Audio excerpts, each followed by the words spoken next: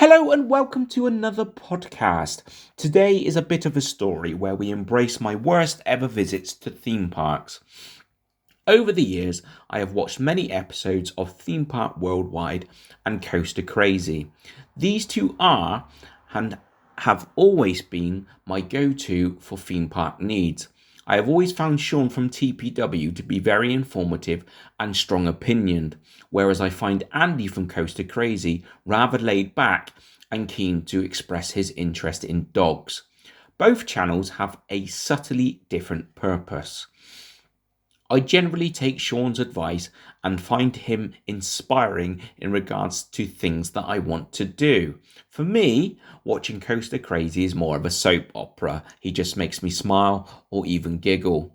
Less informative, less abrupt, and only there to highlight the highs and lows of his visit. My opinion of them hasn't changed much.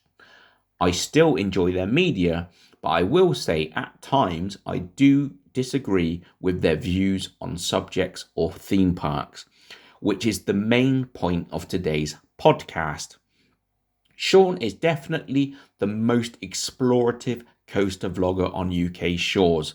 However, he very much so can be over-invested in marketing a park he is visiting. It works both ways. He can also be over the top with his criticism. Don't get me wrong, I like the fact that Sean expresses his opinion. It shows his perspective and always has some basic good principle. Let's go back to Andy from Coaster Crazy. He tells jokes, has cool tattoos, and visits locations that are a bit different to the norm. I always found him light-hearted, and even when he found something bad, he tried to highlight any positives around it. Moving on with the point of the episode. Andy visits Clarence Pier on a seemingly annual basis, Clarence Pier being on the south seaside of Portsmouth. He loves to promote Clarence Pier as a beautiful location, lots to do and good value for money. His hype is pretty much surrounded by that. Sean, however, is a bit more abrupt. He explains any new things going on, talks a bit about the seaside location, but he does admit that it's a smaller park. Even so, there is still a fair bit of hype. Let's talk about my visit. I went there with a member of the UK Coaster Single Rider group. I was thinking I was going to get good value for money. Both Sean and Andy describe deals you can get with tokens. Andy is expressing the most interest. Sean clearly expressed he would pay per ride. Andy was definitely more distinct that it was family orientated, whereas Sean said there were some good rides there. Moving closer to the point, following a beautiful walk along Portsmouth Promenade, I was expecting to see a pier that stretched out into the tide of the sea. Clarence Pier is clearly part of the promenade. It really does not have a distinction of a pier.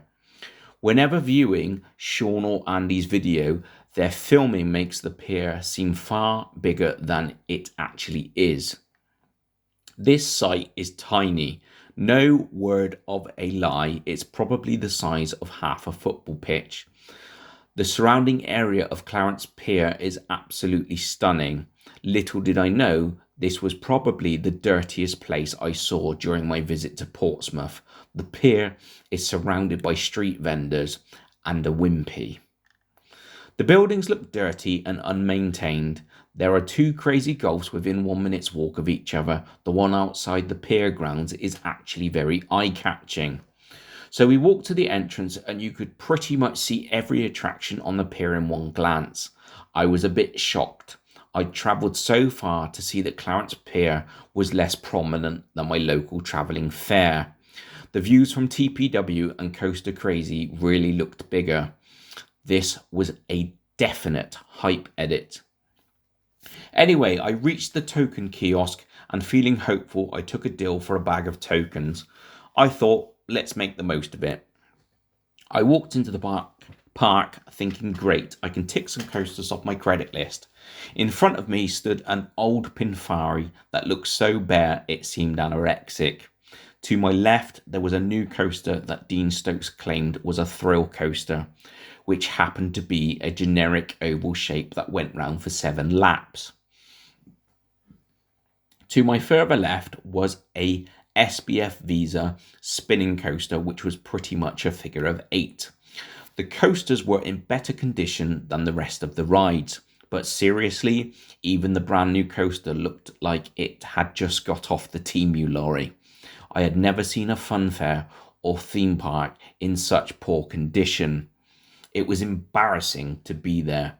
All the rides were family or more like child rides. They looked so dull. The log flume looked like it was going to collapse. I even got stuck riding it. I had to move all my weight to the front of the flume in order to get out of being stuck. At the pier, there is also an upside down house. Andy Rumney did a several-minute presentation on an upside down house. That house is half the size of a burger van. I just don't get how he got so motivated by this 1 minute long attraction. The one thing Andy and Sean did get right was the views from the coaster. On a hot summer's day, you can see a vast section of the coastline as you are thrashed around on these awful coasters. The view gets completely spoiled by the brutality of the two coasters by the shoreline, but they aren't the roughest I've been on, which is where I come to the point about the next theme park attraction. This attraction I did not see much media about before I went there. Dean Stokes made a short on YouTube during his propaganda campaign. I also saw an aged vlog from TPW about Brighton Pier. Sean was pretty accurate with this one. He explained it was difficult to ride the coasters due to safety requirements, but he also highlighted how rough the Reverchon Spinning Coaster was, but I was keen to get some more coaster creds. Brighton Pier is an interesting site. Brighton is a mixture of run-down and modern beach architecture. The pier is smack bang in the middle of that tangent. The structure looks like it is kept up to a mediocre standard, but by golly, do the coasters look damned awful. I have never seen a coaster in such a poor state as the turbo coaster. This Pinfari has been left to rot. Brighton Pier does have some good flat rides. The air race and the ghost train are fantastic. But let's talk about the coasters.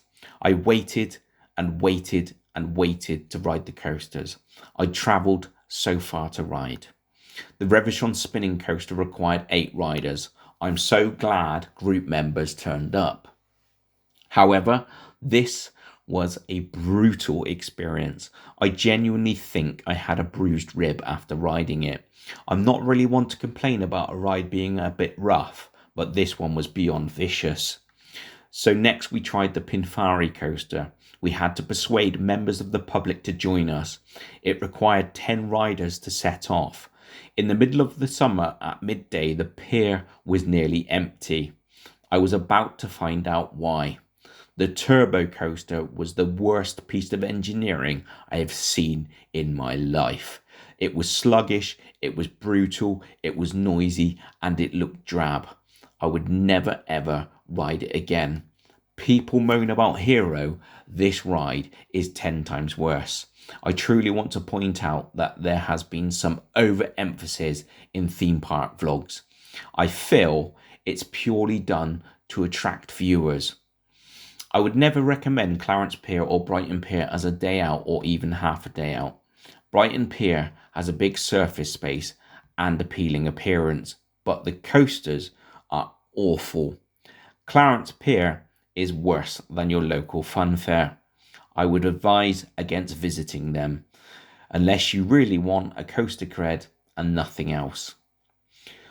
I would also like to add that this is my opinion and I respect anyone who has more positive things to say. This is the end of the podcast. Thanks for watching. See you soon.